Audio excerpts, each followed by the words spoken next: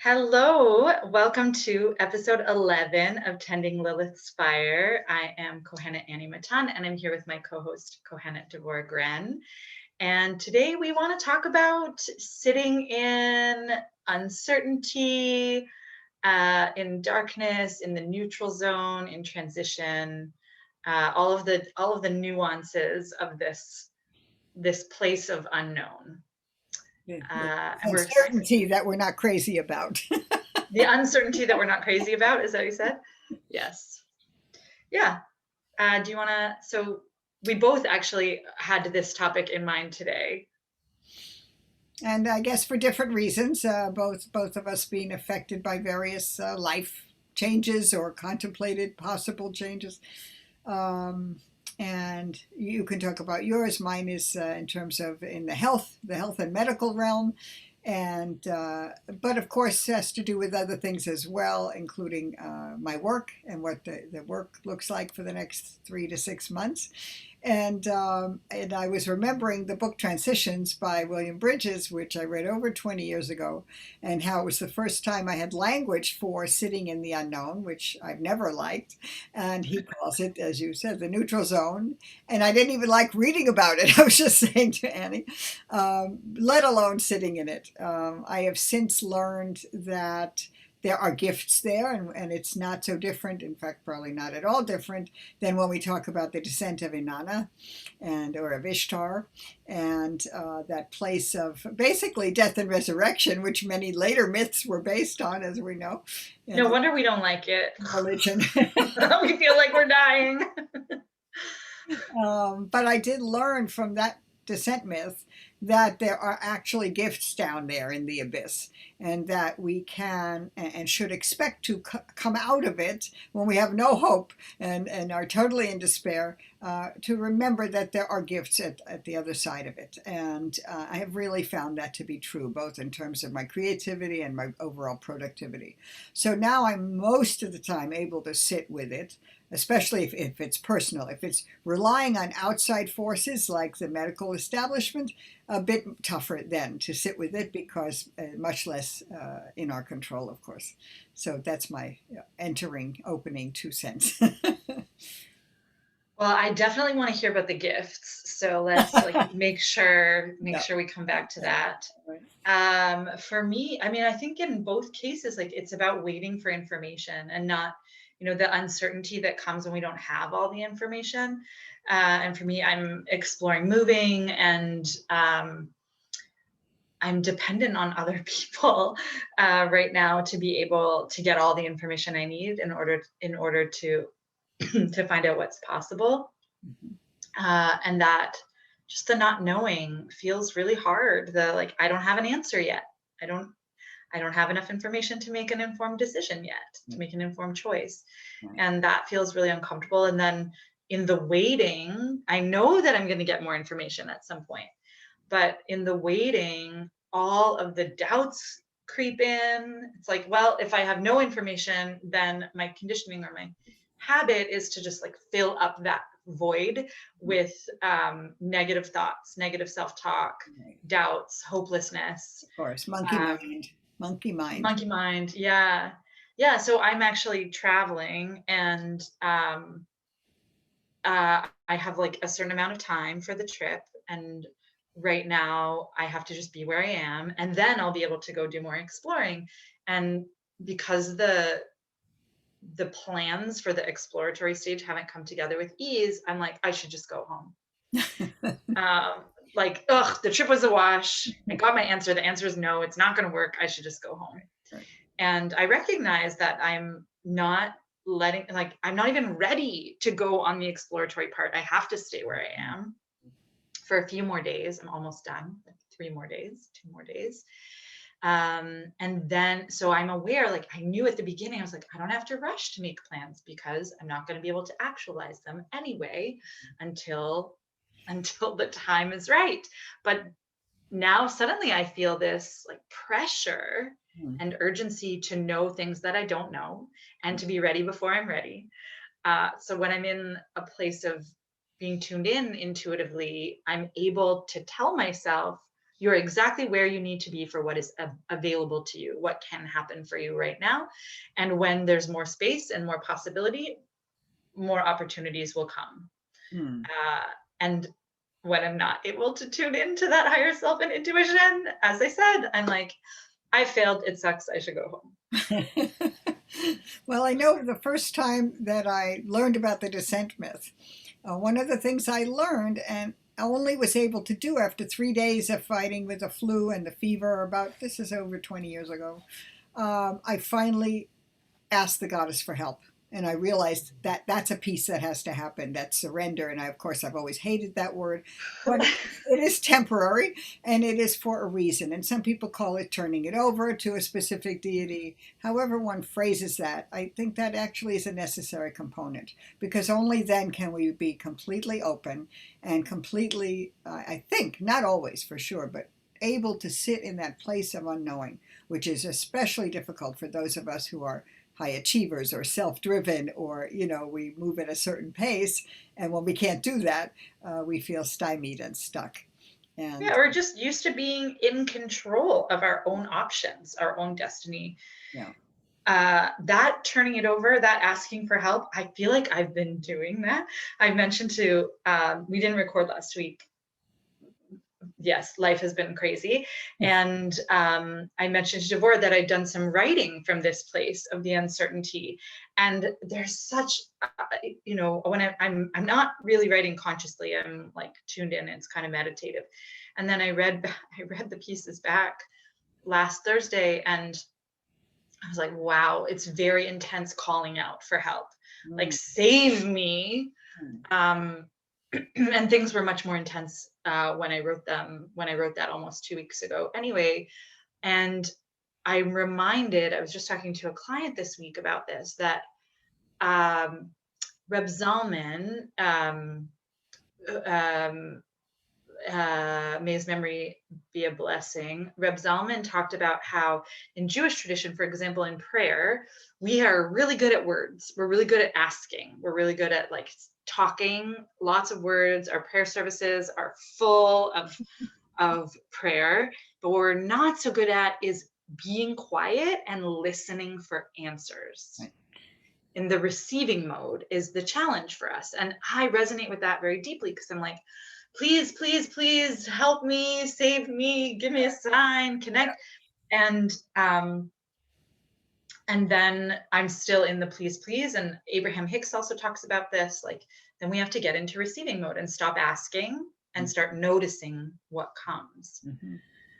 And that also feels hard. Like, that's part of the surrender, I think, that you were describing, that feels so uncomfortable, is like, that means I have to let go of the possibility that I can control the outcome and just be present with my desire and my yearning and wait to see what the response is from the universe.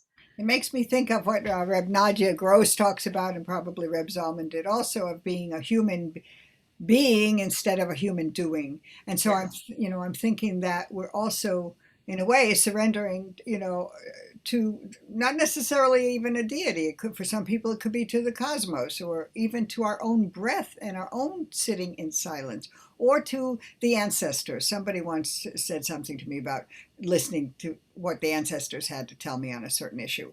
And I realized since then how little time I make for that. And that doesn't mean I don't, greet them every day and bless them and thank them every day, but to really sit with them, either in divination or just quiet, paying attention to my own breath, that in itself, is a turning over of that pace, that what you're talking about, that sense of controlling, okay, this is going to happen and then it will have this outcome. And it's, when I'm able to do it, so fruitful. So fruitful. And another group that you didn't mention is like our actual support systems. Mm-hmm. Our living, breathing, like human friends, family, Right. and practitioners, Mm-hmm. to even turn to them and say, I'm struggling, can you help me? And figuring out what we need. Sometimes what we need is just permission to feel the yuckies of that uncertainty. Or the encouragement to do that, because Yeah, who wants to go there? We Yeah. don't want to sit in the dark. We don't want to, face our demons is often what people would say. And that demon can be the unknown. Can you talk a little bit about what the darkness, like when you say sit in the dark, Hmm. what is, and because I'm asking, I guess, both mythologically and sort of psycho-spiritually, what does that represent for I'm glad me? you brought that up because when I said something to you earlier about the dark goddess, the term is very disturbing in some ways because we're into this whole idea still of white is pure and wonderful and black is evil. And that was pointed out in a talk I heard, I think, from Louis Lomax years ago about commercials. And so the That's underlying some white racism, supremacy that right, the underpins white these supremacy, right? messages. Yeah. So it's problematic. Audre Lorde, I think, wrote about it almost the best in, I think it's Poetry is Not a Luxury. Anyway, it's one of the essays in Sister Outsider, and she talks about the dark, the soil as being a deeply fertile place, a chthonic underground place from which many things, and for her that was very much creativity, many things are birthed. And so the darkness, of course, is the absence of light. The darkness, for as many people express it, is that place of despair or no hope or deep grief. The dark night of the soul idea, that you pass through this spiritual emergency or just this period of crisis. And it could be deep grief. For me, it was that after two deaths of people very close to me within 21 months, which finally got me to leave New York and corporate life and move out to California. So I think it has many meanings for many people, and we have to be really clear about what it means to each of us. And also, when we say address your demons, let me grab that. What this is one of the modern day demons that never stops unless we, as I'm trying to do now on the Sabbath on Shabbat, turn off the phones, which I try to do before sundown. And that is a piece of idolatry. I also was in a discussion recently. So, but it has become a demon. If it's like we're attached to it by umbilical cord, which I certainly am the rest of the week. So I think it has very different definitions for people. I think many people, if you would say write a letter to your demons, as Tsultrim Allione has talked about in her book Feed Your Demons, if we talk about that, many people would say, what are you talking about? I don't have any demons, because they call it by a different name. And maybe they don't recognize that if they have a variety of addictions, from shopping to drugs to alcohol to gambling to Our whatever, phones, to work, screen time. Yeah. being a workaholic, they consider that an escape, a pleasurable escape, or a habit, or something that will further them in the material world. And so they won't call it a demon. But if it is controlling your life and you're making decisions based on, that other force, um, yeah. So I don't know if I'm totally answering your question. I'd love to hear your answer to your own question. How do you? About what is the darkness? Well, I appreciate. I heard it in like Dark Night of the Soul, and then also this sort of metaphorical, like the dark soil and the place that we descend into in order to be reborn. And I learned from Rabbi Rav Kohenet, Jill Hammer, about the darkness as the place of mystery, of the deep, like the depths of the sea and the womb and the night sky.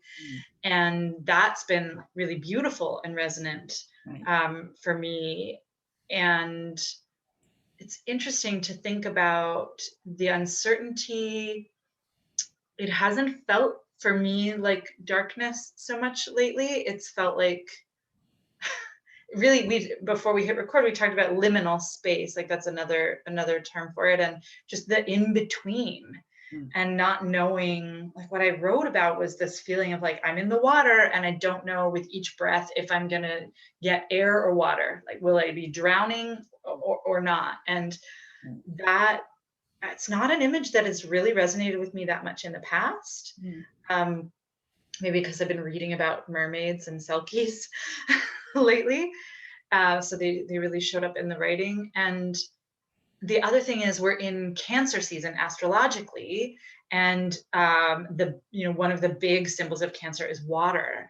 And so that feeling of being either, it can be in flow, and very, water also is the realm of emotion. So we're feeling moody and sensitive and tender emotionally.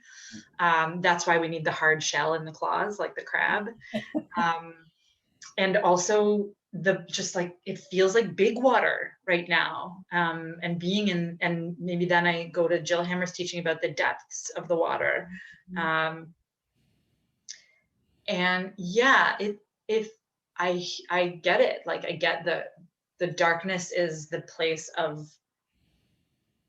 it's not clear in the darkness, right? Like in the light shines on all the details and illuminates them. So we can see all of the information readily accessible. And in the dark, we have to feel our way through because we cannot see our way through.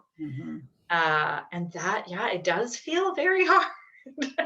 And all those things that you were describing as demons, to me, are the distractions that we use, like the distractions or the vices that we use to get us through. And sometimes those are healthy choices, depends on what those things are. Like, it's okay when we're so uncomfortable in the darkness, in that uncertainty, it's okay to choose something that just feels a little more like manageable. So we're not always in the acute depths of it. And also, like, the vices and the ones that can harm us, often we choose them because uncertainty is just too uncomfortable. Right. So it's like, well, instead of being uncertain, I'm going to binge on something, and like fill up that space, that empty space of wondering with something that I know, something soothing. Right. So this is one of the things we wanted to talk about, was like how to navigate this uncertainty in a healthy way. Yeah. I just want to add to what you said. I think it's even beyond uncomfortable. Often it is painful, literally painful. But I'm glad you brought up the ocean, because in Yoruba Ifa tradition, Olokun is the goddess or god, depending on which you believe, at the bottom of the ocean and represents the mystery. And Yemaya is, in the New World at least, the goddess in charge of the surface of the ocean. But that deep dive to the floor, to the bottom of the ocean, which is mystery, has never felt scary to me. That has always felt like a place of great richness. And so it could be very interesting to do meditation around that, sitting there, instead of a descent at the bottom of a pit, Yeah, the descent in the bottom of, it's like so we can resonate with different elements, and it sounds like descending into the earth feels very uncomfortable for you, but descending in the water does not. Would be more familiar, let's say. Yeah. The soil. I'm the other way around. You're the other way around. Yeah. Yeah, I don't like the deep water. I don't feel comfortable in that, but I didn't know. Can you say the name of the deity? The deity at the bottom. Olokun, Olokun. Olokun. So I don't know. I'm not familiar with Olokun, but I am familiar with Yemaya, and I love Yemaya and the surface and like the siren mermaid. Like she has some things in common with those stories. Definitely. And for many people, she would represent the whole ocean, by the way. Yeah. Whole ocean. Yeah, Olokun. I would like to get to know Olokun, because that idea, like the last couple of years, I have had in meditation or sound bath journeys, visions of diving deeper. And so maybe maybe I need to go and meet Olokun. Well, you could certainly talk to Yoruba Chief Louisa Tish, Yeye Louisa Tish, who is, as you know, co-teaching our Lilith Circle, because that's her bailiwick. That's her tradition. Yeah, great. So now I have a connection. Yeah. And I want to come back to how to navigate the darkness, the uncertainty, the transition time, and hold ourselves when it's painful and uncomfortable. And I want to say, like, when it's really bad, like, you just do what you got to do to get through it. And also, when we're able to be present with what's happening, we can make conscious choices about radical compassion and gentleness for ourselves, which often I find is about giving ourselves permission. Often it's about giving ourselves permission to do less, Yes. to just take the pressure off, Yeah. which is where I'm at with my anxiety about, but I don't have all my plans sorted out and I don't have all the answers. Yeah. Last night I was in a Living from the Heart circle and we talked about actually our yuckies. We were throwing away our yuckies. We used Karina Zilberman's Bye Bye Yuckies song from Shababa. And I said, I want to throw away this like intense angst and about needing to know and needing to make it happen. And instead just allow, like, I don't have to make any plans right now. I will allow what comes to come. And when the energy is in alignment for answers, then I will move forward. It would be so great for us to be able to develop that more as a practice when we're not sick. When I get sick, I can do that, no problem. Okay, I'm not going to get anything done today. I just accept it pretty quickly now. I didn't used to. I remember in New York when I would start getting the flu or something, I'd be at the doctor's office wanting like a super B12 shot and things that, I didn't want him to tell me you need to rest in bed a few days. I remember saying, no, I've got to keep working. What can you give me that would let me keep working? And so I'm very far from those days now. But it's easier for me to do that surrender, and acceptance if I'm physically ill, Right, when your body makes you stop. Right. But to not feel bad then about doing that and doing the other things you're saying, the radical compassion for self. So yes, I give myself permission then to watch maybe some stupid TV, to eat what I want, whatever my stomach or whatever will allow, and so on. And it's easier, to have that acceptance if I'm physically ill. And I think it's a wonderful practice we need to develop further when we're not. Yeah, so for now, you're also in a place of uncertainty while you're waiting for information. And like, what if you treated this, I don't know which term you want to use, neutral zone, darkness, this place of uncertainty with the same kind of compassion you would if you were sick. Either way, like whether it's your body telling you you just have to wait, or your circumstances that are still beyond your control telling you you just have to wait. But if you can say, oh, well, to get through this waiting, I'm going to watch some stupid TV, eat whatever I feel like, talk to my friends, go for walks, sleep more, like whatever are the things that you would do if you were sick. Can you apply that kind of compassion in this kind of experience? And in this particular instance, I'm doing kind of the opposite, which is that because it's a question about my partner's health right now more than mine. And so I'm focusing on my work, as a distraction, because there is nothing I can do. The test will not happen sooner. We won't know results sooner. But the danger in that is any kind of spiritual or other bypass that might stop us from just even both having a conversation, which we've had briefly, but longer maybe conversation, although I'm not sure there's a point about, okay, we're sitting in this place of fear. Yeah. Perhaps, or unknowing, I think that is key. I think this is the first time the word fear has come up in our conversation, which is nuts, because that's what this whole thing is about, is our discomfort with fear. Right. Not wanting to face being afraid and not wanting to own being afraid. Right. And just being like, well, there might not be anything to be afraid of, so I will just wait. Right. I will wait. And then what if it turns out that the news, or the information, whatever comes, isn't what we were hoping? And it's like, well, then I'm allowed. But just the fear of the unknown and the fear of bad news and the fear of things not working out the way we wish, that's like big. And it's big. And I think too, if you're in relationship or even with family or friend, I think it's so important to confront it, if only because otherwise you may snap at each other, you may be in some weird moods that the other person doesn't understand, or you're just burying something that needs to be looked at, if only to say, this is on the horizon and I'm afraid of what the result may be, and then move on. But I think it has to be addressed. And whatever it is, whether it's fear or grief, you touched on grief, or I think fear is the big one here, but the naming of it feels so critical in the compassion piece. Yeah. And this is part of what we talked about in Living from the Heart last night with the Bye Bye Yuckies, is it's not about bringing more, because especially in some like intuitive or spiritual communities, there's a lot of talk about the power of attraction, and what we think about manifests more fully. So there's a fear of feeling hard feelings, because it's like, well, if I acknowledge that I'm in pain, or I acknowledge that I'm afraid, then it will manifest more of the pain and fear. Yeah. And I want to make a distinction and say it's when we resist, say, I'm not going to think about that. I'm not going to think about that. It's like if I say, don't think about a red dog, right? That's all you think about.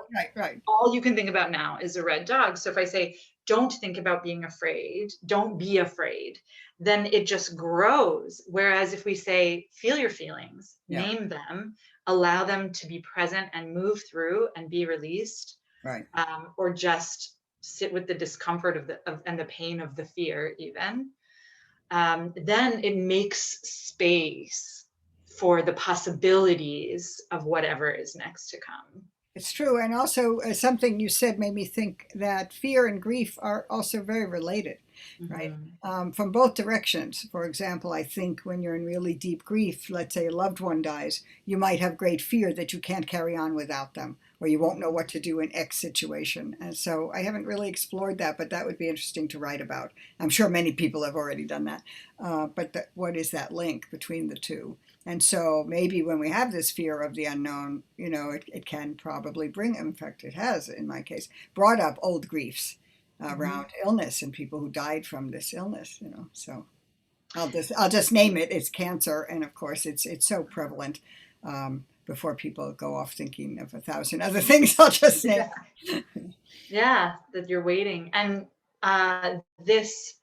what you're describing, it makes me think about the gifts that you mentioned before, and I wanted to come back to that, and the gifts that we find in the darkness, and in that, in both, when we can be really present, it's like if we go down deep, we might find something there that we didn't expect. And also, sometimes we find the gifts in the darkness, and sometimes we find them in our ascent back out. Or like when we return, we have new insights that we weren't able to access until we had this intense experience. Right, but I think that means we're still finding those, accessing those in the descent, and they emerge into the light, or in our, by which I mean our consciousness, once we are making the ascent. But I think having to take a respite from our regular life, for example, gives us the gift of reflection, voluntary or not. COVID's a great example. Many horrible things about being locked down, and many people have hated, the restriction on freedoms and having to stay home and all of that. But it also made us reconstruct our lives. And for many people, I've seen that happen in very positive ways. People have become more creative. Some have switched careers, because if they could no longer do what they were doing, they had to come up with something else. It's given us time, as a descent does, if we're not totally depressed to the point we can't think straight, and that certainly happens, and we can be in such deep grief that none of this applies.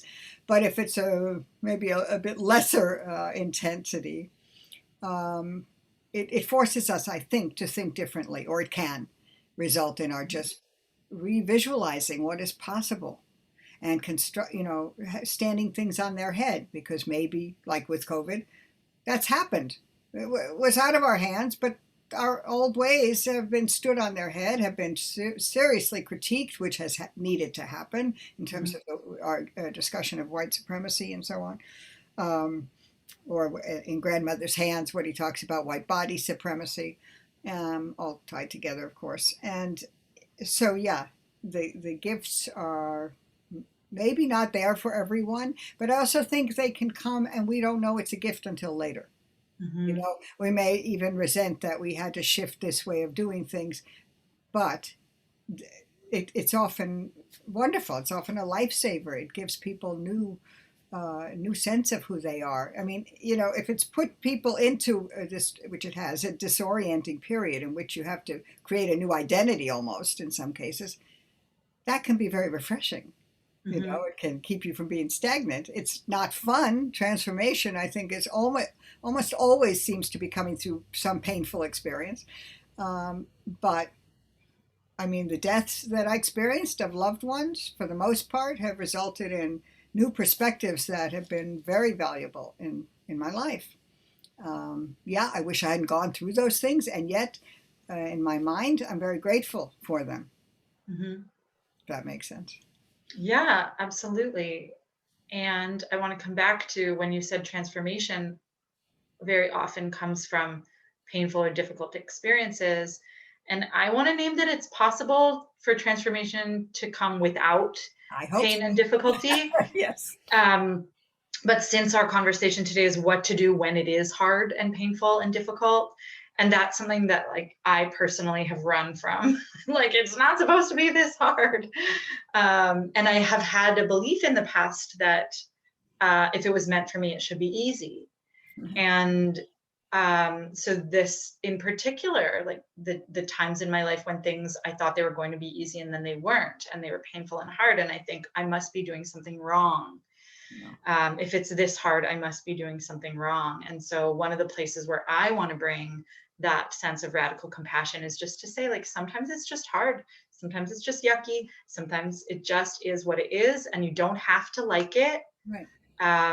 And I also want to, I was going to say, you just need to get through it. Like, you just need to survive it. But I generally speaking, I like to emphasize thriving rather than surviving. And so that comes back to like making healthy and gentle and compassionate choices about how we get through it rather than pushing ourselves or beating ourselves up or turning to potentially harmful vices to get through it. It's like, well, it might be less comfortable to talk about the feelings and to be present with them and name them and just feel them, just feel the feelings. Right. That might be less comfortable, but it's definitely healthier, and the potential outcomes are much more in alignment with thriving than just surviving, which can often feel also really depleting. True. Yeah. It'd be So nice how to do a whole show on transformation without pain. that would be, we Yeah, have to add because that to our list. it's definitely possible. I mean, it's a different kind of setup. It's having an intention, a goal, and working towards that, and that might mean, let's say, enrolling in a course that even if you know it will be difficult, it can be transformative. But it isn't the same kind of level of difficulty that we're talking about. And I think a key to transformation without pain is support. Definitely. Not doing it alone. Yep. So here we are. I was going to say, well, how are we navigating the various discomforts and uncertainties that we are in? And I acknowledge that I'm very, very blessed, lucky, fortunate to be at a place in my life where I have a support system, where I've had a lot, as I said, I've had a lot going on, and I've had friends to talk to, and a great team of practitioners that I can lean on. And even yesterday when I was feeling that real hopelessness, and I was in therapy with my core energetics practitioner who could support me in invoking. In fact, I have a particular guide who is my kind of the one I call on when I need compassion and comfort. And that, getting through this, whatever your this is in the uncertainty, we are not meant to do it alone. We are not meant to carry it all on our own. So do reach out to trusted individuals, whether in my case it's all virtual these days, which it might be for others as well. Don't do it alone, and just ask yourself, like, my favorite question for any of these kinds of moments is, what is the most loving thing I can do for myself right now? Right. And then do it. Absolutely, it's a beautiful way for us to conclude with a point of action, and that is so important. I agree with you. A lot of the things I faced in my corporate life that I didn't have to go through alone would have been ameliorated by having a strong women's community, for example. And I didn't know even how to do that or how important it was. I had a couple of close friends, and it wasn't enough. So. Anyway, this has been wonderful. I'm afraid that I do have to sign off. Yeah. So, any last thoughts? Um, I don't think so. I would just encourage, if you're watching this, you want to share what radical compassion looks like for you. If you want to be really vulnerable and share what your uncertainty, what your place of uncertainty is for you, please feel free to share in the comments, or you can message us directly. And you can find ways to get in touch with us in the description of the video. Yes, I echo that, and if you also wanted to be vulnerable enough to share how you define the darkness, or times you have experienced that, and are there other ways that you phrase those dissents in your own life? But yes, definitely a conversation to be continued, and we welcome your thoughts. Yeah, thanks for joining us. See you next time. See you next time.